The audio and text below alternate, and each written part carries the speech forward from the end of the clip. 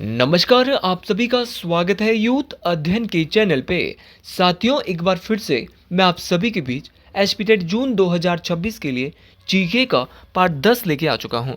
Part 10 का जो पहला क्वेश्चन है कि हिमाचली सांस्कृतिक साहित्य में डॉक्टर वाईएस परमार पुरस्कार के प्रथम प्राप्तकर्ता कौन थे। तो अगर बात करें हिमाचल की जो सांस्कृतिक साहित्य है उसमें जो डॉक्टर यशवंत सिंह परमार पुरस्कार के जो प्रथम प्राप्तकर्ता थे उनका नाम था मियाँ Govardhan Singh. Option number A यहाँ पे बिल्कुल सही हो जाएगा। अच्छा, क्वेश्चन पूछने वाला क्वेश्चन कई बार टेट परीक्षा में ये पूछा गया है कि डॉक्टर वाईएस परमार पुरस्कार जो है वो किस में दिया जाता है। तो ये हिमाचली सांस्कृतिक साहित्य के लिए दिया जाता है। ये सबसे पहले मियाँ गोवर्धन सिंह को कब मिला, तो ये मियाँ गोवर्धन सिंह को सबसे पहले 1986 में मिला। ये साल जो है वो बहुत बार परीक्षाओं में पूछा जाता है, साल आपको जरूर याद रखना है। अच्छा, पुरस्कारों से बहुत सारे क्वेश्चन एचपी टेट की जो परीक्षाएं होती है उसमें पूछे जाते हैं। पहला क्वेश्चन बहुत बार जो है वो जो आपकी टेट परीक्षा रहती है वहाँ पर पूछा जाता है कि जो आपका पहला चंद्रधर शर्मा गुलेरी पुरस्कार है वो किसे दिया गया, तो जो कि हिंदी साहित्य के लिए दिया जाता है। तो ये क्वेश्चन आपको जरूर याद रखना है कि हिमाचल प्रदेश में प्रथम चंद्रधर शर्मा गुलेरी पुरस्कार जो दिया गया था, जो हिंदी साहित्य के लिए दिया जाता है, वो हिमाचल प्रदेश में किसको दिया जाता है, श्री केशव को सबसे पहले दिया गया था। ये बात आपको डिटेल से याद रखनी है। और ये किस क्षेत्र में दिया जाता है, तो ये हिंदी साहित्य के लिए दिया गया श्री केशव को। और इसकी जो आपका चंद्रधर शर्मा गुलेरी अवार्ड है वो सबसे पहले 1986 में दिया गया था। ये बात भी आपको डिटेल से याद रखनी। साथियों, अगर आप भी एसपीटेट जून में अपना एसपीटेट क्वालिफाई करना चाहते हैं, आप भी काफ़ी समय से अपना एसपीटेट क्वालिफाई नहीं कर पा रहे हो, तो जुड़िए हमारे साथ मात्र और मात्र 499 रुपीज़ मंथ में। हम देंगे आपको 499 में लाइव प्लस रिकॉर्डेड क्लासेस। जो क्लास लाइव होगी उस क्लास को आप रिकॉर्डेड भी देख सकते हैं। तो अगर आप हमारे बैच के साथ जुड़ना चाहते हैं तो 7876145409 आप इस नंबर पे कांटेक्ट करके हमारे बैच का हिस्सा बन सकते हैं, जहाँ पे आपको एवरी सैटरडे वीकली टेस्ट रहने वाला है। तो अगर आप हमारे बैच के साथ जुड़ना चाहते हैं तो आप दिए हुए नंबर 7876145409 पे कांटेक्ट कर सकते हैं। साथियों, एक बार क्वेश्चन पूछने वाले ने क्वेश्चन पूछा था कि पहला पहाड़ी गांधी बाबा काशीराम पुरस्कार कब दिया गया। तो पहला पहाड़ी गांधी बाबा काशीराम पुरस्कार की शुरुआत हिमाचल में 1989 में। लेकिन क्वेश्चन पूछने वाला क्वेश्चन पूछता है कि पहला पहाड़ी गांधी बाबा काशीराम पुरस्कार 1989 में शुरू तो होता है, लेकिन किसे दिया गया, तो ये दिया गया था जयदेव किरण को। ये बात भी आपको डिटेल से याद रखनी है। अच्छा, एक बार क्वेश्चन ये भी पूछा गया था कि हिमाचल में किसे पहला पहाड़ी शिखर सम्मान दिया गया। तो पहला पहाड़ी शिखर सम्मान से जो है वो 1994 में किसको नवाजा गया, तो भवानी दत्त शर्मा। क्या नाम है, आपको याद रखना है, भवानी दत्त शर्मा। तो भवानी दत्त शर्मा की बात करें तो इनको 1994 में पहला पहाड़ी शिखर सम्मान से नवाजा गया था। एक बार टेट परीक्षा का ही क्वेश्चन है कि हिमाचल प्रदेश में पहला पहाड़ी कविता पुरस्कार किसे दिया गया। तो अगर बात करें हिमाचल प्रदेश में पहला पहाड़ी कविता पुरस्कार जो दिया गया वो 1983 में। कब दिया गया साथियों, तो 1983 में हिमाचल प्रदेश में पहला पहाड़ी कविता पुरस्कार जो है वो डॉक्टर विरयाम सिंह को, किसको दिया गया, डॉक्टर विरयाम सिंह को दिया गया। ये बात आपको जरूर याद रखनी है। तो डॉक्टर विरयाम सिंह का नाम आप जरूर याद रखें कि पहला पहाड़ी कविता पुरस्कार 1983 में डॉक्टर विरयाम सिंह को दिया गया। देखो यार, सारे क्वेश्चन बहुत बहुत इंपॉर्टेंट है। एक क्वेश्चन और टेट परीक्षाओं का ही है कि हिमाचल प्रदेश का जो सर्वश्रेष्ठ खेल पुरस्कार है वो है आपका परशुराम पुरस्कार। अब क्वेश्चन पूछा जाता है कि सबसे पहले जो परशुराम पुरस्कार है वो किसको दिया गया, तो वो दिया गया सुमन रावत को। और सुमन रावत हिमाचल प्रदेश के किस कस्बे से संबंध रखती है, एक बार क्वेश्चन ये भी पूछा गया। तो सुमन रावत को पहला परशुराम पुरस्कार 1987 में दिया गया। और इनके कस्बे की बात करें तो ये सुंदर नगर, सू से सुंदर सुमन और सू से सुंदर नगर। तो याद रखना है बेहतरीन तरीके से आप सभी साथियों को कि भैया पहला जो आपका पहला परशुराम पुरस्कार है जो कि हिमाचल का सर्वश्रेष्ठ खेल पुरस्कार है वो किसको दिया गया, सुमन रावत को 1987 में दिया गया। देखो ये सारे क्वेश्चन बहुत इंपॉर्टेंट है, परीक्षा में पूछे जाते हैं, इसीलिए इन सभी क्वेश्चन को आप डिटेल से याद रखिएगा। अगला क्वेश्चन है कि famous Naina Devi temple is located in which district of Himachal Pradesh. देखिए हिमाचल प्रदेश के किस जिले में मेरे साथी नैना देवी मंदिर स्थित है। तो अगर बात करें नैना देवी मंदिर की, और जब आप हमारी क्लासेस में हमसे कोचिंग लेंगे तो आपको थ्योरी में पढ़ाया जाएगा हर एक चीज़। जैसे मंदिर वाला एक टॉपिक अलग से होगा, पुरस्कारों वाला टॉपिक एक अलग से होगा, तो हर एक टॉपिक को बहुत डिटेल से और अलग अलग तरीके से पढ़ाया जाएगा। बात करें नैना देवी मंदिर की, तो नैना देवी मंदिर हिमाचल प्रदेश के किस जिले में है, तो अगर बात करें नैना देवी मंदिर की, तो ये हिमाचल प्रदेश के बिलासपुर जिले में स्थित है। ऑप्शन नंबर डी यहाँ पे बिल्कुल सही हो जाएगा। लेकिन क्वेश्चन आपके दिल और दिमाग में एग्जामिनर आपसे पूछ सकता है कि जो नैना देवी मंदिर बिलासपुर में है, इस मंदिर का निर्माण किसने करवाया था? तो इस मंदिर का निर्माण वीरचंद चंदेल। याद रखना है कि जो नैना देवी मंदिर है, इसका निर्माण जो है वो वीरचंद चंदेल के द्वारा करवाया गया था।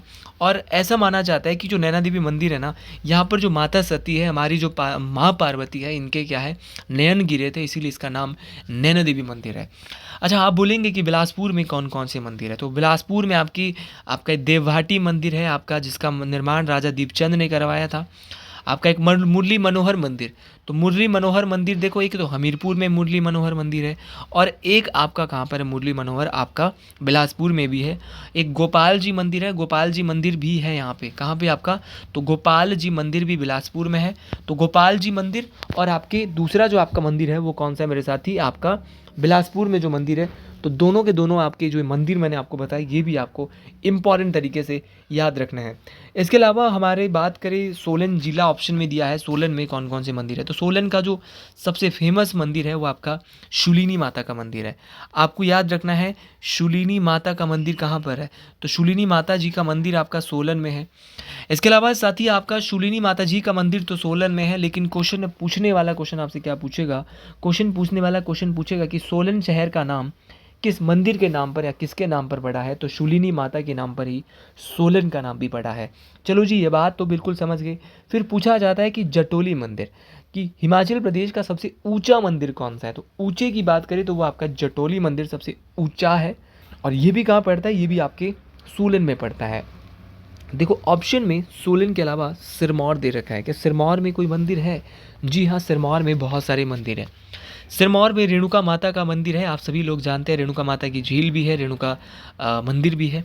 सिरमौर में ही गायत्री मंदिर है, और गायत्री मंदिर कहाँ पड़ता है? रेणुका में पड़ता है। तो सिरमौर में गायत्री मंदिर है, और गायत्री मंदिर का जो निर्माण है वो परायानंद ब्रह्मचारी ने करवाया था। ये बात आपको डिटेल से याद रखना है कि क्या नाम है? परायानंद ब्रह्मचारी ने। और याद रखना, ये गायत्री माता वही जिनको वेदों की माता भी कहा जाता है, और गायत्री मंदिर हिमाचल प्रदेश के सिरमौर जिले के रेणुका में स्थित है। इसके अलावा एक मंदिर है जगन्नाथ मंदिर। जगन्नाथ मंदिर भी कहाँ पड़ता है? जगन्नाथ मंदिर भी आपका सिरमौर में है, जिसका निर्माण, जगन्नाथ मंदिर का निर्माण 1681 में सिरमौर के ही राजा बुद्ध प्रकाश ने करवाया था, जो कि नाहन में स्थित है। जगन्नाथ मंदिर आपको याद रखना है, तो बुद्ध प्रकाश ने बनाया था 1681 में। त्रिलोकपुर मंदिर भी आपका सिरमौर जिले में कई बार पूछा गया है। त्रिलोकपुर मंदिर है तो आपका त्रिलोकपुर के सिरमौर ज़िले में, सिरमौर के त्रिलोकपुर में स्थित है। लेकिन 1573 में इस मंदिर का निर्माण करवाया था दीप प्रकाश ने। ये क्वेश्चन लिख लो कि त्रिलोकपुर मंदिर का निर्माण किसने करवाया था? तो मेरे साथी दीप प्रकाश के द्वारा त्रिलोकपुर मंदिर का निर्माण करवाया गया था, जो कि माता बाला सुंदरी को समर्पित है। और 84 घंटियों वाली देवी किसको कहा जाता है? तो 84 घंटियों वाली देवी माता बाला सुंदरी को कहा जाता है। ये बात भी आपको जरूर याद रखना है। अच्छा, शिरगुल महाराज का मंदिर आप सभी को मैं बताना चाहता हूँ। शिरगुल महाराज की पूजा सिरमौर जिले में की जाती है, और यह मंदिर जो है वो शिरगुल मंदिर जो है आपका शिरगुल महाराज जी का मंदिर चूड़धार में है। और अगर आपको भी मेरी वीडियोस पसंद आती हो तो जय शिरगुल महाराज, महादेव का ही एक रूप है। महादेव को प्रसन्न किया था शिरगुल महाराज ने, तो इसीलिए शिरगुल महाराज की उसके बाद महादेव के रूप में पूजा भी की जाती है। इसीलिए कमेंट बॉक्स में ज़रूर लिखे जय शिरगुल महाराज। उसी प्रकार सिरमौर में ही एक देही साहिब मंदिर है। देही साहिब मंदिर बहुत बहुत इंपॉर्टेंट है। आपका कटासन मंदिर भी सिरमौर में है, बहुत इंपॉर्टेंट है। कटासन मंदिर का निर्माण सिरमौर के राजा जगत प्रकाश किसने करवाया था साथियों? कटासन मंदिर का निर्माण किसने करवाया था? जगत प्रकाश ने कटासन मंदिर का निर्माण करवाया था। उसी प्रकार लक्ष्मी नारायण मंदिर, ये भी नाहन में है। आपका रानी ताल, ये भी आपका नाहन में है। और रामकुंडी मंदिर भी नाहन के सिरमौर में है। तो सिरमौर में बहुत सारे मंदिर हैं। जितने भी मंदिरों की बात करी वो सिरमौर की बात करी है, और अब यहाँ से गलती करने की आवश्यकता नहीं होनी चाहिए। अब आप बोलेंगे कि ऑप्शन में तो उन्ना भी दिया है, तो बहुत सारे मंदिर अब हो गए हैं। उन्ना में आपका बाबा बड़बाग सिंह जी का अब गुरुद्वारा है, बाबा बड़बाग सिंह का यहाँ पे स्थल है। और चिंतपूर्णी मंदिर भी उन्ना में है, ये आपको याद रखना है। आपका बाबा नागा की जो समाधि है वो भी आपकी उन्ना में है। तो सारे क्वेश्चन बहुत इंपॉर्टेंट है। चलिए जी, अगले क्वेश्चन की ओर बढ़ते हैं। तो जी, अगला क्वेश्चन है कि Tunda wildlife sanctuary is located in which district of Himachal Pradesh? तो जी अगला क्वेश्चन है, तो तुंडा वन्यजीव अभयारण्य की मैं बात करता हूँ तो ये हिमाचल प्रदेश में कहाँ पर है? तो तुंडा की बात करें तो तुंडा आपका जो पड़ता है वो कहाँ पर है? बहुत बहुत इंपॉर्टेंट रहने वाला है तुंडा। तो तुंडा आपकी बात करें तो तुंडा आपका कहाँ पर है? भरमौर में स्थित है। आपको इस बात को डिटेल से याद रखना है। तुंडा आपका कहाँ पर है? भरमौर की चंबा में है, आपको याद रखना है। तुंडा के अलावा चंबा में आपका सिचातुआ नाला है। आपका कुगती वन्यजीव अभयारण्य कहाँ पर है? चंबा में है। आपका गैमगुल सिहावही आपका कहाँ पर है? चंबा में। इसके अलावा आपका चंबा में कालाटॉप खजियार वाइल्ड लाइफ सेंचुरी है। तो तुंडा है, कालाटॉप खजियार है, आपका कुगती है, आपका गैमगुल सिहावही है। ये सारे के सारे वन्यजीव अभयारण्य जो है हिमाचल प्रदेश के चंबा जिले में स्थित है। आपको इस बात को मोस्ट इंपॉर्टेंट तरीके से याद रखना है। सारे क्वेश्चन परीक्षा में पूछे जाते हैं और जो क्वेश्चन परीक्षा में पूछे जाते हैं उन क्वेश्चन को आपने डिटेल से याद रखना है। इसके अलावा ऑप्शन में राजगढ़, तो राजगढ़ तो सिरमौर में पड़ता है। यहाँ पे कोई भी वाइल्ड लाइफ सेंचुरी सिरमौर में ज़रूर है लेकिन राजगढ़ में नहीं है। सिरमौर की बात करें तो सिरमौर में जो फेमस है वो आपकी चूड़धार वन्यजीव अभयारण्य है, बहुत इंपॉर्टेंट है। आपका चूड़धार के अलावा रेणुका वन्यजीव अभयारण्य है। तो रेणुका और चूड़धार दोनों के दोनों बहुत इंपॉर्टेंट है। दोनों के दोनों वन्यजीव अभयारण्य आपके सिरमौर जिले में स्थित है। क्वेश्चन आएगा कि हिमाचल में टोटल वन्यजीव अभयारण्य कितने हैं? तो अब जो है हिमाचल में 26 वन्यजीव अभयारण्य रह गए हैं। याद रखना है, बहुत बहुत इंपॉर्टेंट है। और हिमाचल का जो सबसे बड़ा वाइल्ड लाइफ सेंचुरी है वो कौन सी है? तो हिमाचल की सबसे बड़ी वन्यजीव अभयारण्य है किब्बर। किब्बर जो है वो लाहौल स्पीति में पड़ता है और ये हिमाचल प्रदेश का सबसे बड़ा वन्यजीव अभयारण्य है। ये बात भी आपको डिटेल से याद रखना है। और याद रखना है कि हिमाचल का जो किब्बर वाइल्ड लाइफ सेंचुरी है वो किसके लिए फेमस है? तो आपका हिम तेंदुओं के लिए ये भी फेमस है। बहुत बहुत इंपॉर्टेंट है। ये सारे के सारे क्वेश्चन देखो परीक्षाओं में पूछे जाते हैं, आपको सारे याद रखने हैं। बहुत बहुत इंपॉर्टेंट है। जैसे शिमला में आपका दरान घाटी 1 और दरान घाटी 2 वन्यजीव अभयारण्य है। शिमला जलग्रहण क्षेत्र ये भी एक वन्यजीव अभयारण्य है। और तालरा वन्यजीव अभयारण्य, ये सारे के सारे, चाहे तालरा है, चाहे शिमला जलग्रहण वाइल्ड लाइफ सेंचुरी है, चाहे दरान घाटी 1 और दरान घाटी 2 वन्यजीव अभयारण्य है। तो सारे के सारे बहुत इंपॉर्टेंट है, परीक्षाओं में काम आने वाले हैं और सारे के सारे आपको डिटेल से याद रखने हैं। अगला क्वेश्चन कि हिमाचल प्रदेश के किस जिले में सांगला घाटी स्थित है? अच्छा जी, सांगला घाटी की बात करें, सांगला घाटी वही है जो कई बार परीक्षा में पूछी गई है कि सांगला घाटी को अन्य किस नाम से जाना जाता है? तो सांगला घाटी को दोस्तों बसपा घाटी के नाम से भी जाना जाता है। टेट परीक्षाओं में ही कुछ पूछा गया क्वेश्चन है कि सांगला घाटी जो है वो सांगला घाटी जो है जो किन्नौर में पड़ती है। ये बात तो सब लोग समझ जाएंगे कि ऑप्शन नंबर ए यहाँ पे बिल्कुल सही हो जाएगा। लेकिन सांगला घाटी का सबसे ऊंचा गांव कौन सा है? ये क्वेश्चन कई बार परीक्षाओं में पूछा गया और टेट परीक्षाओं में पूछा गया। तो सांगला घाटी का सबसे ऊंचा गांव है छितकुल।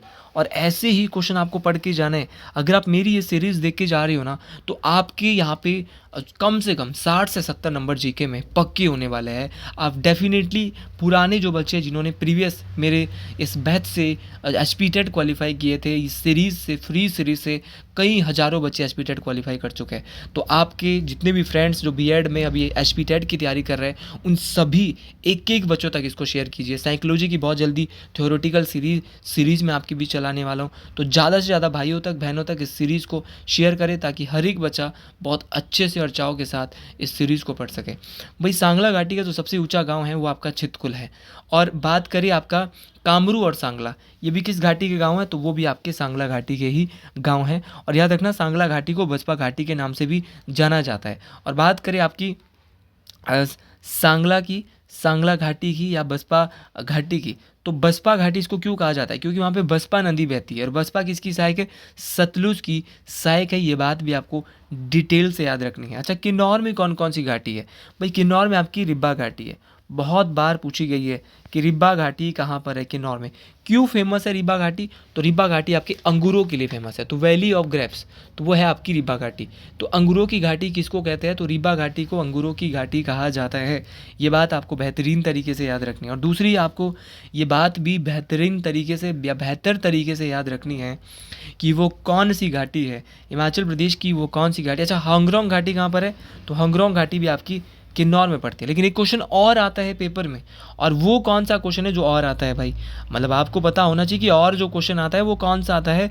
बहुत बेहतरीन तरीके से पेपर जो आपका रहता है वहाँ पर क्वेश्चन पूछे जाते हैं। और अगर आप इन क्वेश्चन के बारे में नहीं जानते तो फिर आपको दिक्कत होने वाली है। हिमाचल प्रदेश की सबसे उपजाऊ घाटी कौन सी है? तो हिमाचल प्रदेश की सबसे फर्टाइल वैली जो आपकी है वो आपकी कौन सी है? वलय घाटी है। अब आप बोलेंगे कि वलय घाटी हिमाचल प्रदेश में कहाँ पर पड़ती है? तो वलय घाटी आपकी हिमाचल प्रदेश के मंडी जिले में स्थित है। अच्छा, वलय घाटी मंडी में है। इस घाटी को सुंदरनगर घाटी के नाम से भी जाना जाता है, ये बात आपको ज़रूर याद रखनी है। अच्छा जी, एक क्वेश्चन और आएगा पेपर में कि 1962 में भारत जर्मन संयुक्त कृषि परियोजना किस घाटी में शुरू की गई थी? तो भारत जर्मनी संयुक्त कृषि परियोजना जो 1962 में शुरू की गई थी वो आपकी वलय घाटी में शुरू की गई थी। मेरे साथी, मेरे दोस्त, ये क्वेश्चन आपको जरूर याद रखना है। फिर आपसे क्वेश्चन पूछने वाला क्वेश्चन क्या पूछेगा कि हिमाचल प्रदेश में किस घाटी को दूध एवं शहद की घाटी valley of honey and milk कहा जाता है? तो दूध एवं शहद की घाटी जो दोस्तों कहा जाता है वो आपकी चंबा घाटी को कहा जाता है। तो चंबा घाटी को दूध एवं शहद की घाटी कहा जाता है। देन उसके बाद एक क्वेश्चन आता है कि देव घाटी के नाम से हिमाचल प्रदेश में किस घाटी को जाना जाता है? तो देव घाटी के नाम से आपकी वैली ऑफ गॉड्स, तो कुल्लू घाटी को देवताओं की घाटी हिमाचल में कहा जाता है। देन उसके बाद एक क्वेश्चन आता है कि हिमाचल प्रदेश की वो कौन सी घाटी है जो कि रूपी घाटी चांदी के खानों के लिए, कि रूपी घाटी कुल्लू में जो रूपी घाटी है वो हमारी जो चांदी के खानों के लिए बहुत ज़्यादा फेमस है। तो चांदी की जो खाने हैं उसके लिए फेमस कौन सी घाटी है? तो कुल्लू में स्थित रूपी घाटी है, ये बात आपको जरूर याद रखनी है। अच्छा, एक क्वेश्चन और आता है कि हिमाचल प्रदेश की वो कौन सी घाटी है जिसे भैया आपकी वीर भूमि के नाम से जाना जाता है? तो वो आपकी कांगड़ा घाटी है, ये बात आपको जरूर याद रखनी है। और रावी घाटी के नाम से हिमाचल प्रदेश में चंबा घाटी को जाना जाता है, ये बात भी आपको जरूर याद रखनी है। और एक क्वेश्चन और पूछा जाता है कि हिमाचल की वो कौन सी घाटी है जो कि उच्चतम क्षेत्र में स्थित है? तो वो आपकी लाहौल स्पीति की लाहौल घाटी है जो कि उच्चतम क्षेत्र में स्थित है। ये क्वेश्चन जरूर याद रखिए, इंपॉर्टेंट तरीके से याद रखिए, मोस्ट इंपॉर्टेंट है, परीक्षाओं में पूछे जाते हैं। अगला क्वेश्चन है कि हिमाचल प्रदेश के किस जिले में दशहर झील स्थित है? भाई बात कर रहे हैं दशहर झील की, तो दशहर झील जो है हिमाचल प्रदेश के किस जिले में स्थित है? तो बात करें आपकी दशहर झील की, तो दशहर झील की जब भी हम बात करते हैं तो ये हिमाचल के किस जिले में है? तो ये हिमाचल की कुल्लू जिले में स्थित है। अच्छा, दशहर झील आपके हिमाचल प्रदेश के कुल्लू में है। और याद रखना है यहाँ पर स्नान करने से किसकी बेटी का अधरंग ठीक हुआ था? तो अकबर, मुगल शासक अकबर है, जब उनकी बेटी ने यहाँ पर क्या किया था? स्नान किया था दशहर झील में। तो ये दशहर नहीं है, ये दशहर है इसमें नहीं था, लेकिन ये दशहर झील है। अच्छा, कुल्लू में कौन कौन से झीलें हैं? तो कुल्लू में आपकी मानतलाई झील है, कुल्लू में आपकी देओरी झील है, कुल्लू में आपकी हंसा झील है, कुल्लू में आपकी भृगु झील है, कुल्लू में ही आपकी श्रिंगटियूं झील है। कई बार नैनसर झील कहाँ पर है? तो नैनसर झील भी कुल्लू में है। सरियोलसर भी कुल्लू में है। ढेनानसर झील कहाँ पे? तो ढेनानसर भी आपके कहाँ पर है? कुल्लू में है। और हंसा झील है, सरिताल झील है, तो ये सारी की सारी कुल्लू में है। हिमाचल प्रदेश की सबसे बड़ी प्राकृतिक झील रेणुका झील है जो कि हिमाचल प्रदेश के सिरमौर जिले में पड़ती है। हिमाचल प्रदेश की सबसे बड़ी नेचुरल लेक। और सबसे बड़ी कृत्रिम की बात करें तो सबसे बड़ी कृत्रिम झील जो है वो आपकी गोविंद सागर झील है, ये बात आपको जरूर याद रखनी है, बहुत इंपॉर्टेंट है। गोविंद सागर झील हिमाचल प्रदेश की सबसे बड़ी कृत्रिम झील है जो कि सतलुज नदी पर है, बिलासपुर में स्थित है, ये बात आपको याद रखना है। कृत्रिम बोले तो जो मानव के द्वारा बनाई गई है। और आज के लिए इतना ही। जो गोविंद सागर झील है उसकी लंबाई 88 किलोमीटर है और उस झील का जो क्षेत्रफल है वो लगभग 169 वर्ग किलोमीटर में फैला हुआ है। तो और ये झील जो गोविंद सागर झील है वो 1963 में बनकर तैयार हुई थी। तो आज के लिए इतना ही, मिलते हैं अगले वीडियो में एक नई जोश नई उम्मीद के साथ। हर हर महादेव।